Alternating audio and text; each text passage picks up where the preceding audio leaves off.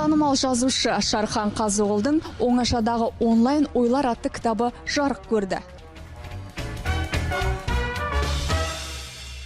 Өсиет сөздің үздік үлгілері мен тың тұжырымды әдебиет әлеміндегі ең құнды оқулықтан таба аласыз. Жарық көрген жаңа туынды «Оңашадағы онлайн ойлар» деп аталады.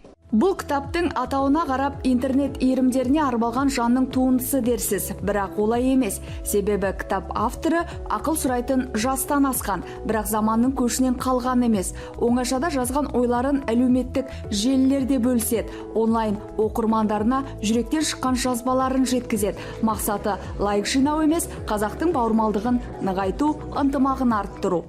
Мен өзімнің творчествомда осы ақиқатты өзімше табуға тырыстым. Ол ақиқатты бір оймен таба алмайсың. Оның басыңа мыңдаған ойлар келіп барып, сол ақиқатты табуың мүмкін. Тіпті оны таба алмай да кетуің мүмкін. Бірақ оған өкінудің керегі жоқ. Ақиқатты іздеудің өзі сол үлкен бақыт деп ойлаймын. Ойшылды толғандыратын бір ғана мәселе бар. Ол халықты бақытты етудің жолдары. Автор жаңа оқулығында күрмеуі шешілмеген, түйіні тарқалмаған мәселенің бәрін жазған. Мәселен, атақ даңқ, өмір мен өлім тақырыптарын көп қаузаған. Ағылшын жазушысы Марк Твен 21 ғасырда тек қысқа әңгімелер ғана оқылады десе, бүгінгі күннің сұранысына сай оқулық болмақ бұл. Шархан Қазығұл десе, бұл жігіттің айтары бар. Және тосын айтады. Және ол неден өмірден тыс жұрттың бәрі әптен жауыр болған жаттанды нәрсе емес, жаңа нәрсені қопарып көмбеден алтын алғандай айтады деп, сол авторына қарап Шархан десе болды, соны ақтарады. 2000 данамен жарық көрген кітапқа демеушілер қаржылай қолдау көрсеткен. Туындының тұсаукесерінде 200 оқырманға тегін таратылды. Ол жазу арқылы атақ іздеген жоқ. Керісінше жүректен шыққан жазбалардан ләззат алды. Әрбір жазба ойшыл үшін өте қымбат.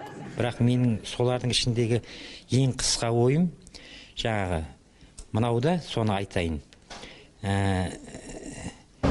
Біз бір-бірімізді көре алмайтын қазақтан бір-бірімізді көрмесек тұра алмайтын қазақ болса екен деп армандаймын деген.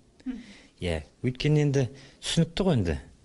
Сондықтан қазақ бірін-бірі Абай айтқандай, бірін-бірі дос көрсе екен, шынайы сыйластық болса екен деймін. Достарыңмен жүзбе-жүз араласу халық ауыз әдебиеті, достарыңмен Фейсбукте араласу жазба әдебиеті. Бұл оңашадағы ойлардың біреуі ғана. Мұндай қысқа мазмұнды жазбалар бұл кітапта қаншама. Демек, көліктемін, көшедемін демеңіз, сөмкеге салуға ыңғайлы, өзіңізбен алып жүруге де болады. Камила Мәулен, Мәдениетке саяхат, Астана.